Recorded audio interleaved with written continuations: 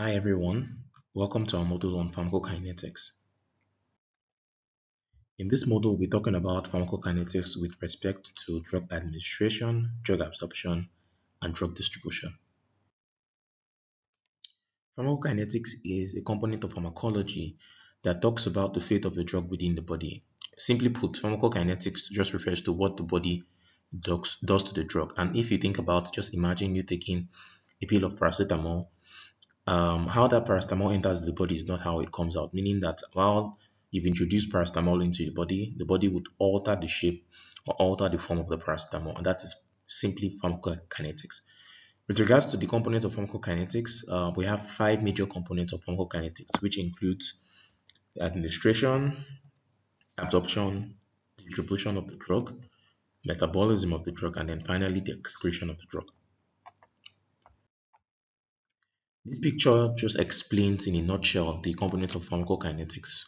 And we tend to remember those components with the acronym ADME. So A stands for administration and absorption, D stands for distribution, M for metabolism, E for excretion. And this picture just captures the five major components from the administration shown here, which the drug is introduced into the body, to the absorption, how it enters into the bloodstream, to distribution, we talked about where it would eventually be distributed to metabolism, we talked about the breakdown of the drug, usually to either an active or inactive metabolite. And then finally, the excretion of the drug, we talked about how the drug leaves the body. Starting with the first component of pharmacokinetics, administration. This just talks about the initial introduction of the drug to the body. And the key word here is initial introduction. This is because drugs introduced into the body don't necessarily enter into the bloodstream automatically. They can be introduced through different routes into different sites of the body, as we'll see in the next couple of slides. The routes through which drugs could be introduced into the body are of two major types. Either drugs are introduced into the body enterally or they're introduced into the body parenterally. Just to repeat what I just said in the previous slide, there are two major routes of drug administration. There's the enteral route and there's the parenteral route. For the enteral route of drug administration, we have three major examples of enteral routes. The first will be the oral route, then the rectal route, then sublingual route. These are different ways in which we can introduce drugs into the body. This picture shown on the slide depicts the oral route of drug administration. As you can see, this is an individual using a paracetamol, popular drug used in curing headache, and is introducing this paracetamol into the mouth, which is the oral route of drug administration. The second type of enteral route is the rectal route, and this picture depicts what the rectal route entails. It's the introduction of drug into the rectum, and typically drugs that we tend to introduce into the body rectally are usually drugs that either will be blocking at the rectum, meaning that we're using it to treating conditions related to the rectum like proctitis, or drugs that we are not able to give orally, but we need to get those drugs into the GIT for absorption. So we can use a rectal route instead of the oral route. So examples of drugs that we can use in this route include drugs like glycerin laxatives and rectal suppositories. And this picture also depicts the last type of enteral route of drug administration, which is the sublingual route. In this route, drugs are introduced beneath the tongue, and from that point, they are absorbed into the bloodstream automatically. A popular example of drug that we tend to give sublingually is the drug nitroglycerin used in treating angina pectoris. As a form of the meta joke in this image, Tom Tom could also be classified as a substance that could be given or used sublingually because the substance of Tom Tom tends to be absorbed through the blood streams in the tongue. The parenteral route is the second route of drug administration and it has much more examples on that it compared to the enteral route.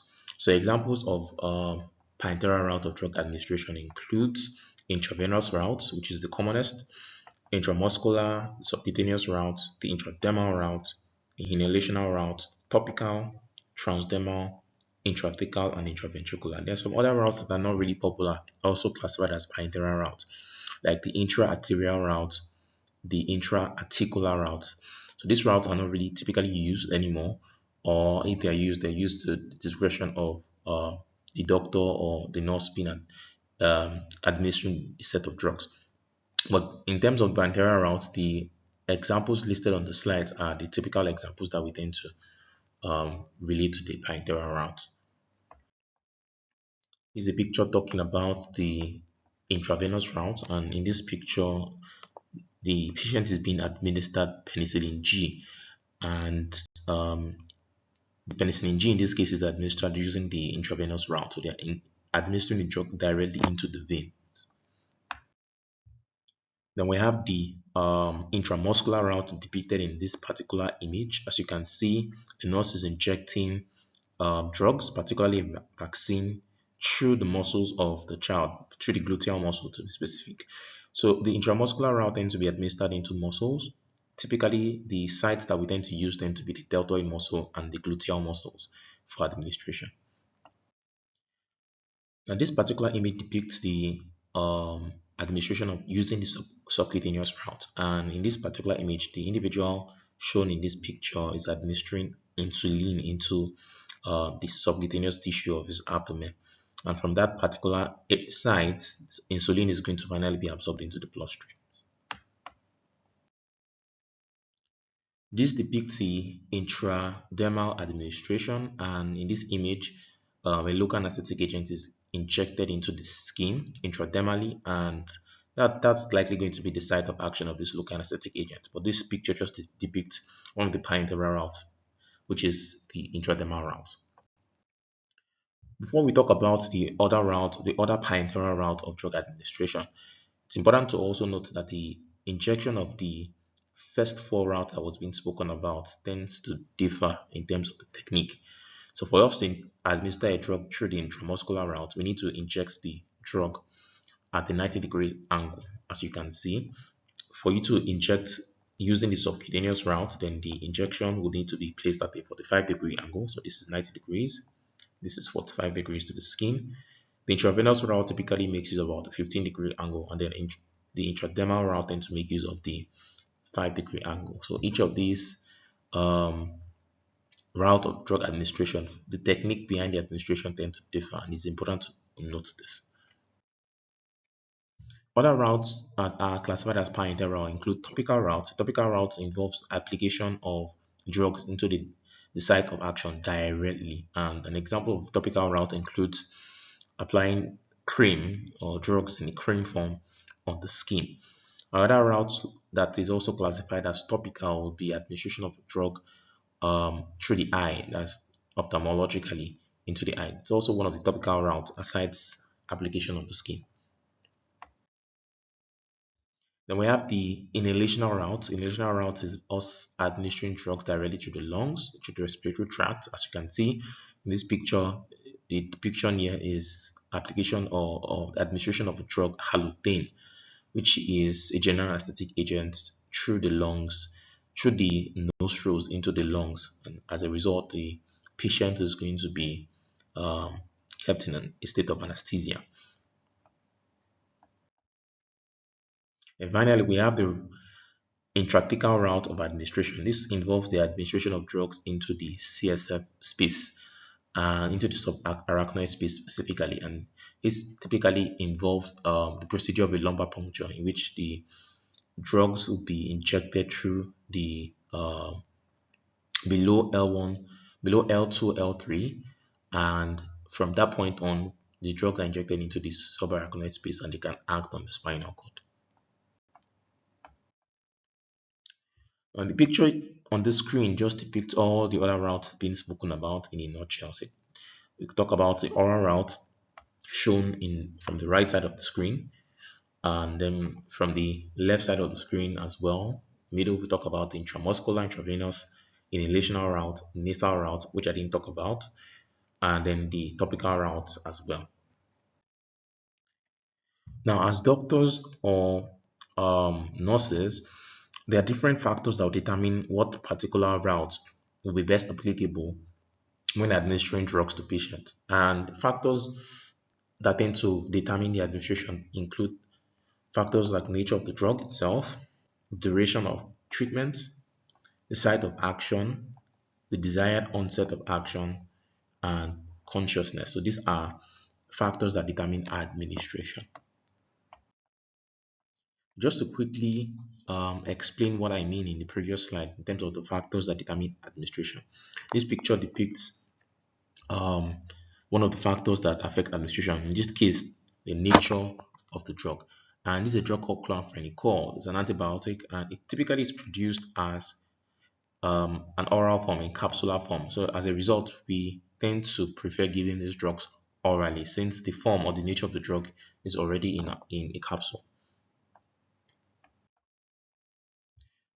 This picture depicts two different types of the same drug or two different forms of the same drug, OCPs and injectables. OCP stands for oral contraceptive pills. The injectables are also hormone drugs, but they are in injectable forms. So this one depicts two things, two factors. First will be the form of the drug, the nature of the drug rather, and second will be the duration of treatment. And the duration of treatment in this case, if we're using the OCPs tend to be used every single day. We tend to treat every day, giving the drug every day, whereas the injectables, we can inject the give the injections or use the injections every 3 months.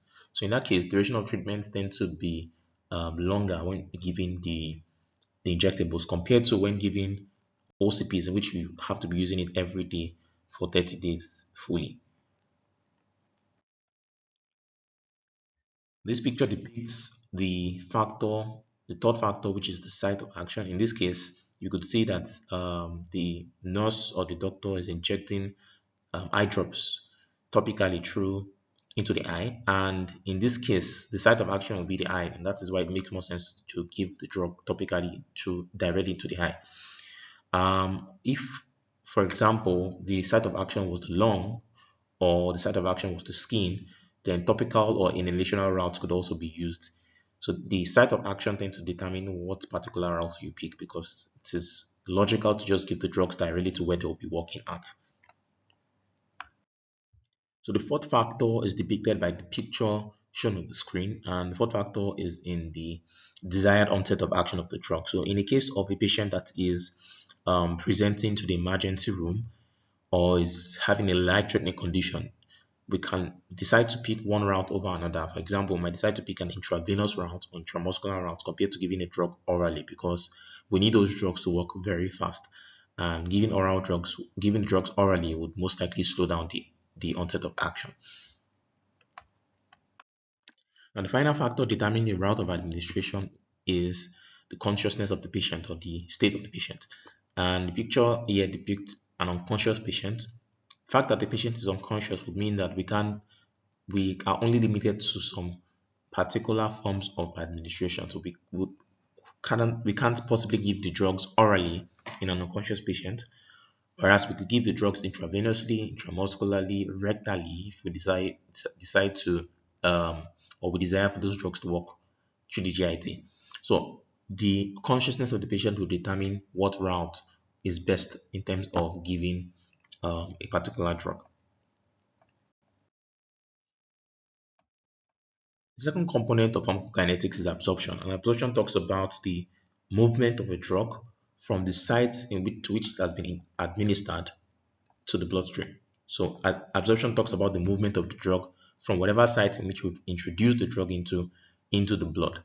And it's key to also remember that in terms of the bloodstream, where this drug is going to be moving into, the bloodstream we are referring to here tends to be the systemic circulation. So we're not referring to neither the pulmonary circulation or the portal circulation. For a drug to be absorbed fully, that drug must move from the site of administration into the systemic circulation. Now, for the mechanisms by which drugs tend to be absorbed into the bloodstream, we have four major mechanisms by which drugs are absorbed. Some people might add five mechanisms, but the mechanisms are mechanisms by which typical molecules within the body tends to move from one point to the other. So these mechanisms include passive diffusion, facilitated diffusion, active transport, and then endocytosis.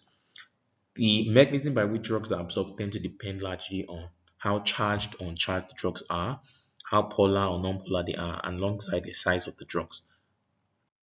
Now, this slide depicts for us different mechanisms by which drugs are absorbed into the bloodstream. Starting from the right, we have the passive diffusion mechanism, or simply diffusion, and drugs that make use of this mechanism are usually small sized drugs and non-polar drugs. To the left, we have the carrier mediated and channel mediated transport mechanism. This is also called facilitated diffusion. And drugs that are going to be making use of this mechanism include small size or intermediate size drugs and charged or polar drugs. Then to the left, we have the active transport mechanism. Active transport mechanisms are is a mechanism that usually is used by drugs that are charged, intermediate in size, but more importantly, drugs that tend to move from a place of low concentration to a place of high concentration. So these drugs are moving against that concentration gradient. The reason why this particular mechanism is termed active is because it requires energy for the transport of this particular set of drugs. The final mechanism is not really depicted in this particular image, and that is the mechanism of endocytosis. And that usually entails large drugs, very large size drugs being absorbed um, from the site of administration into the bloodstream using endocytosis. And the factors that tend to determine or affect drug absorption. What this means is that there are different conditions or states in the body that can either increase or decrease the drug absorption of various drugs. And these factors include a route of administration. So typically in terms of route of administration, we could have the oral route having a very slow drug absorption as a result of the fact that it takes a long time for drugs to move from the GIT into the bloodstream. And whereas talking about the intravenous route tends to bypass drug absorption because we're giving the drugs directly into the veins. Other factors could be solubility. Solubility of the drug. In this case, the more soluble the drug is, the greater the absorption, the drug absorption. So solubility in terms of lipid solubility increases drug absorption. Solubility in terms of water solubility reduces drug absorption. The concentration of the drug also tends to affect drug absorption, and this is just um, it, talking about the direct proportional relationship between concentration and drug absorption. The higher the concentration, the more the absorption, because drugs will typically move from site of high concentration to low concentration.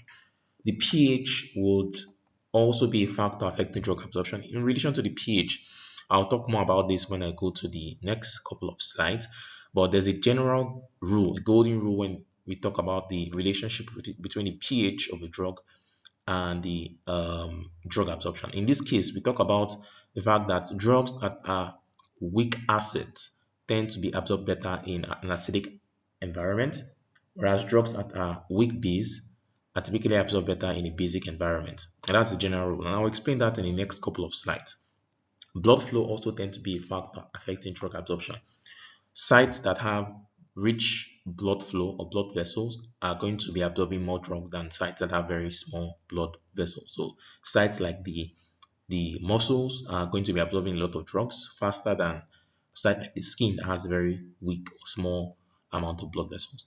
The surface area of absorption site also tend to affect. So sites that have a very large surface area tend to have an increased drug absorption, so compared to sites with a very small surface area. A typical example is the intestine has a very large surface area due to the presence of microvilli and villi within it. Then the contact time at the absorption site also tend to increase or decrease absorption. If the contact time between a drug and the site of absorption is increased, meaning that the drug has more time, then the absorption is going to be increased. If the contact time is reduced, then the absorption is going to be reduced. This could also be said in terms of what we call transit time. So transit time is talking about how fast or how slow the drug is passing through the site. Typically, the GIT is used as the example in this case. So if a drug passes through the GIT at a rapid rate, then there's a reduced contact time between the drug and the absorption site, and thereby this reduces drug absorption. If the GIT takes a long time to pass through the GIT, if the drugs take a long time to pass through the GIT, meaning that the contact time will be increased, then the drug has enough time to be absorbed into the GIT. Then we have the presence of P-glycoprotein. P-glycoprotein a a carrier protein involved in shuttling drugs or molecules from the enterocyte back into the lumen. So the presence of P-glycoprotein tends to reduce drug absorption because those drugs are going to be moving from the lumen of the GI into the enterocyte. But instead of going through the enterocyte into the bloodstream, these drugs are shuttled back into the lumen and they're excreted out. So this reduces drug absorption. And then finally, a concept of drug interaction can also affect drug absorption. And this will be talked about in a separate topic entirely. This particular image depicts the relationship between the pH and drug absorption. And again, the golden rule in relation to the pH and drug absorption states that weak acidic drugs are better absorbed in acidic environments, and weak basic drugs are better absorbed in basic environments. The reason for this is because whenever whenever the pH of a drug is kept um, in an environment that has a similar pH to it, that drug will remain in its unionized form. So if we give the pH of the drug, if the pH of the drug is acidic and putting that particular drug in an acidic environment, then the acid will just mix with acid and that acid does not become ionized. In the unionized or non-polar form of the drug, that drug tends to move through the plasma membrane. And as a result, it gets absorbed, moves from the site of administration into the bloodstream. Whereas if we're putting that drug the in an environment that has an opposite pH to the drug, then that drug goes from its non-ionized form to its ionized form. So as you can see, for an acidic drug being kept in an alkaline environment, that drug becomes charged, becomes ionized, becomes the A minus form. And in its ionized form, that drug does not cross through the plasma membrane, doesn't go through the plasma membrane. Hence, the drug remains stuck in the site of administration. The same thing also goes for basic drugs. Basic drugs being kept in a basic environment will remain in its non-ionized form, the B form. And as a result, in its non-ionized form, that drug can easily go through the plasma membrane. Whereas a basic drug being kept in an acidic environment would become ionized, right? And in its ionized form, the Hb plus form, that drug is not able to cross through the plasma membrane and remains stuck in the site of administration. Hence, absorption is reduced. So this just practically explains the golden rule that states weak drugs are absorbed in weak environment. Weak acidic drugs are absorbed in acidic environment, and weak basic drugs are better absorbed in a basic environment. Now let's talk quickly about the measurement of drug absorption. We could talk about drug absorption in terms of theory, but there are also ways in which we can easily objectively measure drug absorption. And the parameter we use in measuring drug absorption is a concept we call bioavailability. Bioavailability just quickly describes the amount of administered drug that reaches the systemic circulation relative to the dose that is administered. To give an example of this, imagine you are giving a 5 milligram paracetamol, and that drug is taken orally. And after a few minutes, we take the blood sample and check how much of that 5 milligram of paracetamol that has been taken orally has gotten into the systemic circulation. If we have just 25 milligram being taken in, then it means that paracetamol, in terms of the bioavailability, was 50%. So 50% of the 25 milligram of paracetamol was absorbed into the bloodstream. So this is a measure of absorption. It's an objective way to actually measure absorption. So we have two major types of bioavailability. Bioavailability is depicted using the subscript F, and these types of bioavailability includes absolute bioavailability and relative bioavailability. Absolute bioavailability simply describes the bioavailability of a single drug, and what we tend to do with that particular parameter is that we are comparing the administration of the drug using one particular route compared to using the IV route. The reason why we're using the IV route as the denominator is because of the fact that giving a drug IV would automatically have 100% bioavailability because we are giving the drugs directly into the veins and we're giving it directly into the systemic circulation. Hence, 100% of that drug is going to be entering into the bloodstream.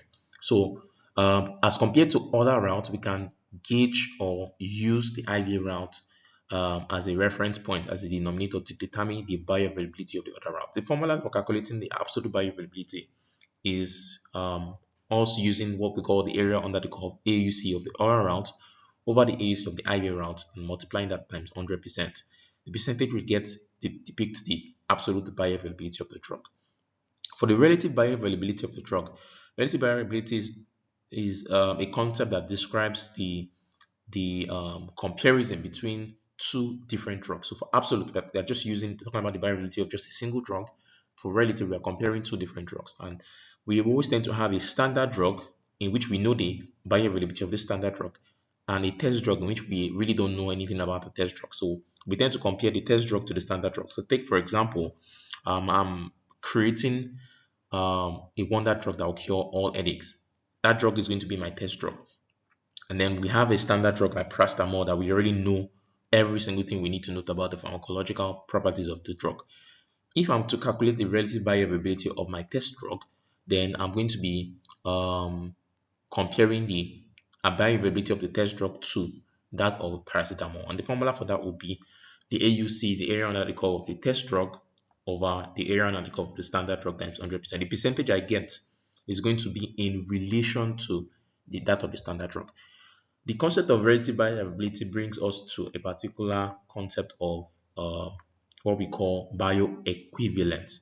And bioequivalence just talks about the relationship between the test drug and the standard drug in terms of the bioavailabilities.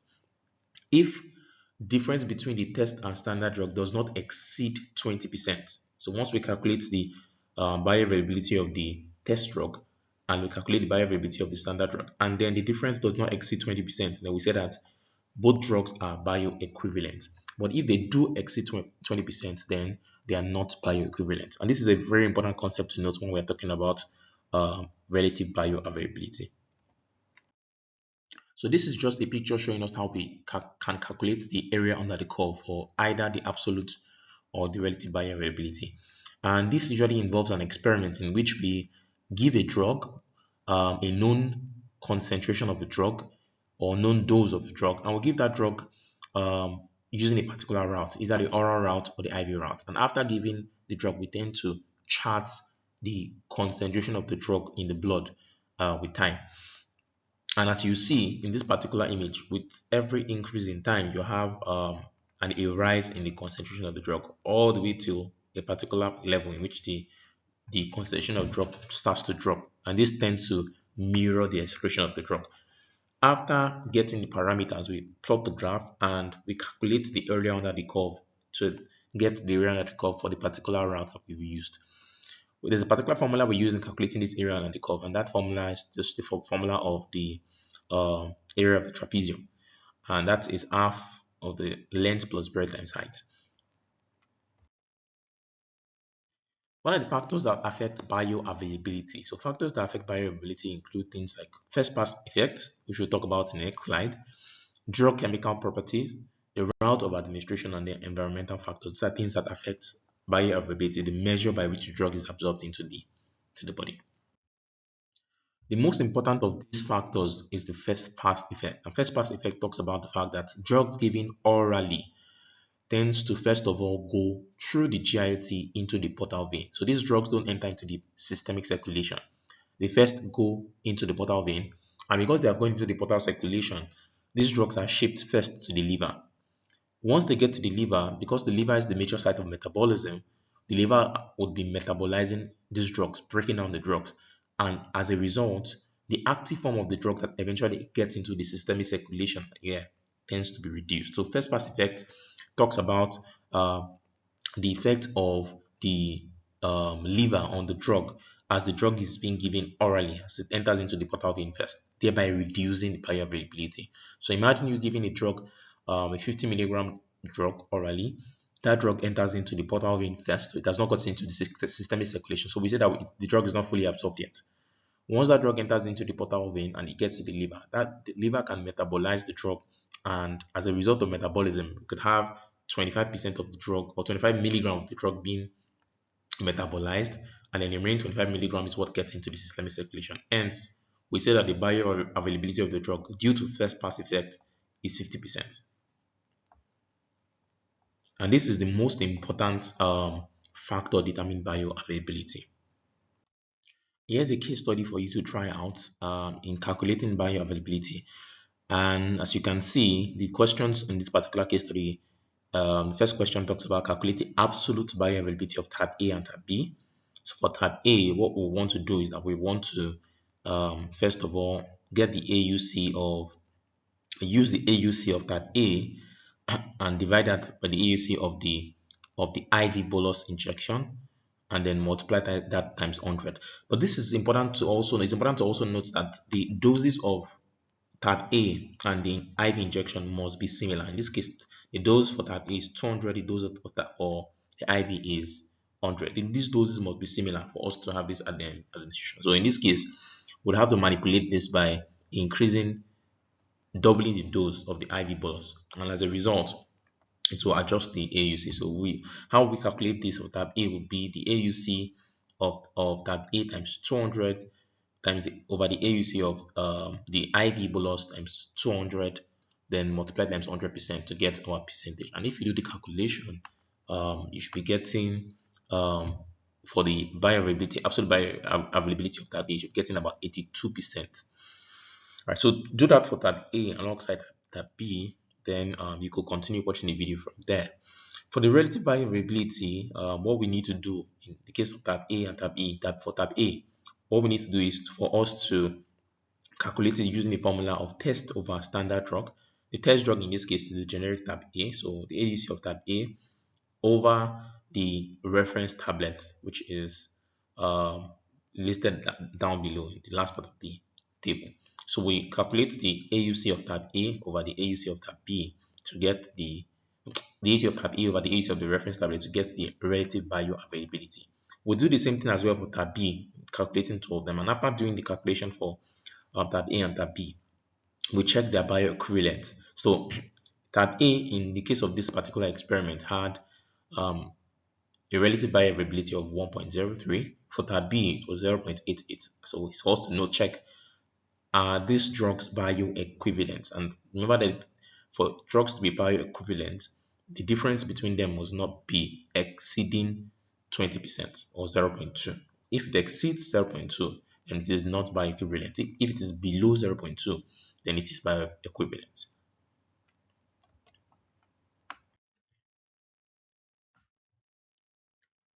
The final component of um, pharmacokinetics that we'll be talking about in this particular module would be on distribution. And distribution talks about delivery of a drug from the systemic circulation to organs or tissues of the body. And this picture depicts distribution. You can see that administration and absorption occurs first. And once absorption has occurred, meaning the drug has been moved from the site of administration into the bloodstream, that drug is going to be widely delivered to organs. And you can see the different organs or tissues that drugs will be delivered to.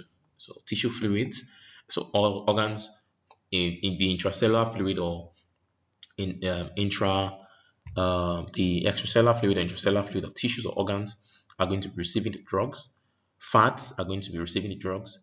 If the patient is pregnant, the fetus could also receive the drugs, and then some secretions in the body like the breast milk could also receive the drug. And typically drugs would be working at the tissue site, not necessarily at the others. These other sites are usually sites of storage or excess activities.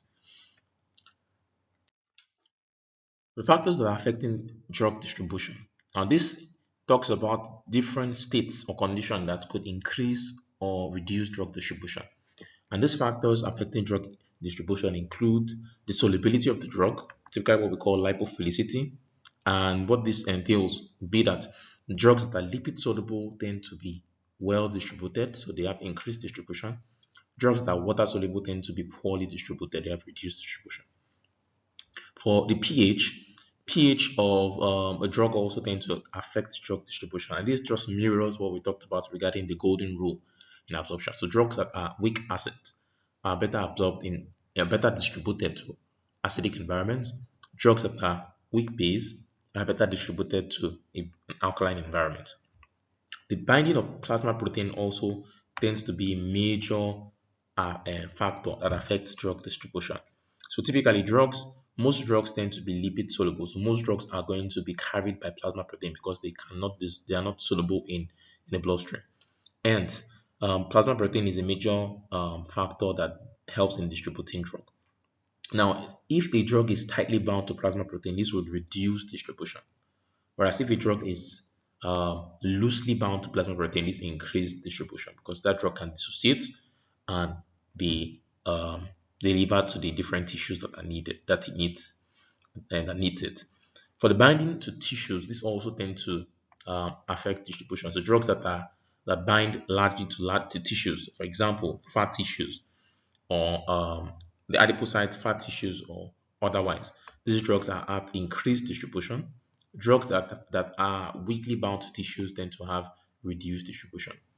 Organ or tissue size and perfusion also tend to matter. So organs that are receiving large amount of blood or large size organs are also going to be having a lot of drugs being distributed to them. So organs like the liver, like the kidneys, like the heart, like the brain, all right? But regarding the brain, it's a different case entirely. So organs like the liver, for example, that are large in size, are well perfused, are going to be receiving a large amount of the drug.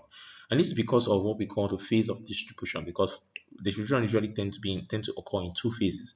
First phase tends to depend on cardiac output, and drugs that have a very large organs that have a very large cardiac output will receiving a lot of the drugs. Organs like the liver has a cardiac output of about 25%.